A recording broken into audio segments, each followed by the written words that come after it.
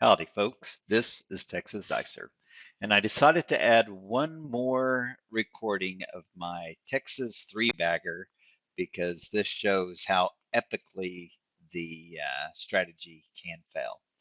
I started with a $500 bankroll, and even though I'm not rolling this out, I just rolled it out so I can show you the rolls as they went by. So if I go into this rebuy, you can see if you add these together, it was 411 plus 89. So my starting bankroll was $500. All right, so my first roll was an 8. So the point was established as an 8. So I did my 110 inside plus my hard 4 and hard 10 for a total of 120. And I immediately 7'd out. So I lost that 120.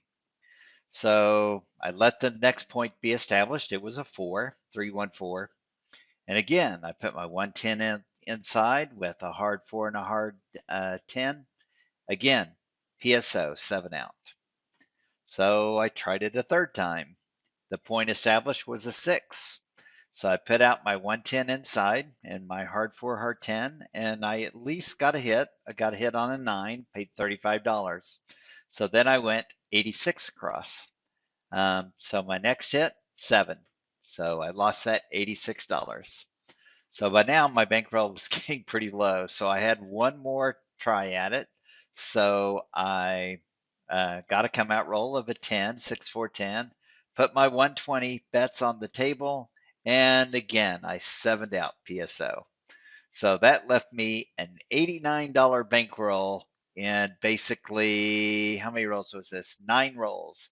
So 4 shooters, 9 rolls. I rolled 4 sevens, 1 4, 1 6, 1 8, 1 9, and 1 10.